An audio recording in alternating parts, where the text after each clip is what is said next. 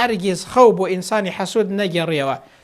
ئەوەی کە زۆر گرنگە ئەوەیە کە ئێمە بزانین چۆن مامەڵە لەگەڵ جۆرەکانی خەودا بکەین. ئەو خەوەی کە لە خوای پەروەردگارەوەیە خەوێکی خۆشە، ئەو خەوەی کە لە شەیتانەوەیە خەوێکی ناخۆش و ترساندنی تێدایە، ئەو خەوەی کە هەر قسەی دەروونە و شتێکە ڕۆژانە ممارەسەی ئەو شتانەی کە دەیکەی، ئەو ئیشەی کە دەیکەی شەو لە خەویدا دەبینی کە قسەی دەرونی پێدەڵێن، خەوێکی دەرونی پێدەڵێن. ئایا چۆن مامەڵە لەگەڵ ئەو سێ جۆر خەوەدا بکەین؟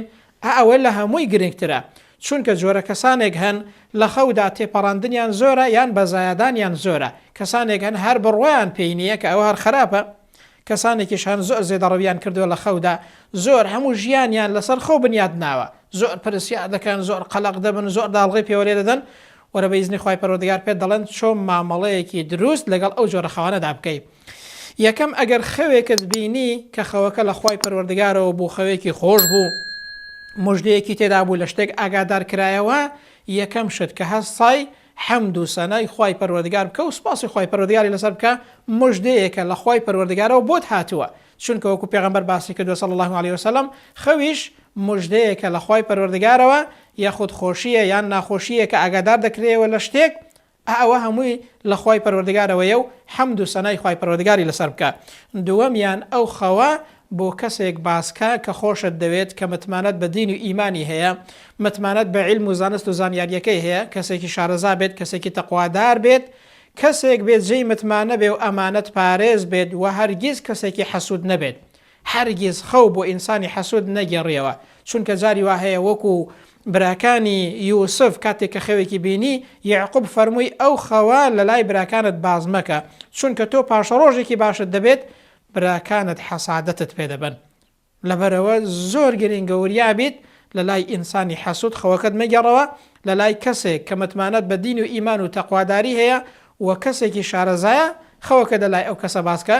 بەو شێوازەیە خەوێک ئەگەر لە خوای گەورەوە بێت، مامەڵەی لەگەڵدا دەکرێت.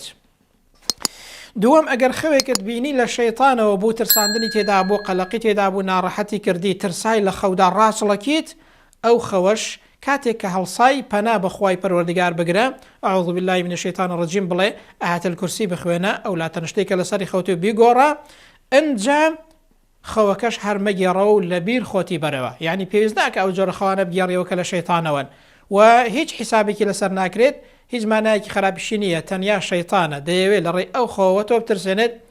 تۆش پەنا بگرە بەخوای پەروەردگار و متمانەت بەخوای گەورە هەبێ و مەترسە و خەوەکەش لەلای هیچ کەسێک مەگێڕەوە. سێم ئەگەر خەوێکت بینی هەر شتێکی دەرونی بوو، واتە هەر قسەی دەرون بوو، ئەو شتێک کە ڕۆژانە ویشەی کە ڕۆژانە دەیکەی، هەر ئەو جۆرە شتانت لە خەودا بینی، ئەو خەوەش پێویست بە گێڕانەوە ناکات، پێویست بە داڵغە لێدانەوە ناکات، داڵغی پێوە لێ بدەی خۆتی پێوە سەرقاڵکەی. ئەو شتە شتێکی تەبیعی و نۆرماڵ و ئاساییە، ڕۆژانە ممارەسەی شتێک دەکەی، شەو لە خەودا بینی تە هەر حیسابی بۆ مەکە و لەبیر خۆتی بەرەوە.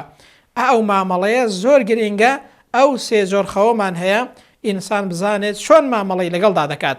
خەوێکە لە خوای پەروەردگارەوە بوو، خەوێکە لە شەیتانەوە بوو، و هەروەها خەوێک کە هەر قسەی دەروون بوو، بەو شێوازەیە مامەڵەی لەگەڵ بکە. دڵنیابە زۆر جار هەر پێویست ناکات تەلەفۆنیش بە مامۆستایەک و فڵان و فیسادێ بکەیت، هەر خۆت کە هەڵساید دەتوانی بەو شێوازەی کە بۆم باس کردی خەوەکەشت لێک بدەیەوە و مامەڵەیەکی تەندروستیشی لەگەڵدا بکەیت. خوای پەروەردگار هەموو لایەک پارێزراوکە لە هەر خراپەیەک، لە هەر خەوێکی ناخۆش و لە شەیتان و لە هەر شتێکی زیان بەخش، هەموو لایەک سەرکەوتوو عاقبەت خێری دنیا و قیامەت بن. خوای پەروەردگار سەرکەوتوو سەرفرازی دنیا و قیامەتمان بکە و هیدایەتماندا و شارەزامان کات کە چۆن مامەڵە لەگەڵ هەر ڕووداوێکدا بکەین، بە تایبەتی خەو مامەڵەیەکی تەندروست و باشی لەگەڵدا بکەین و ئێوەش دوعای خێرمان بۆ بکەن و لایک و کۆمنتان بیر نەچێت. خوای پەروەردگار سەرفراز و عاقبەت خێری دنیا و قیامەتمان کات.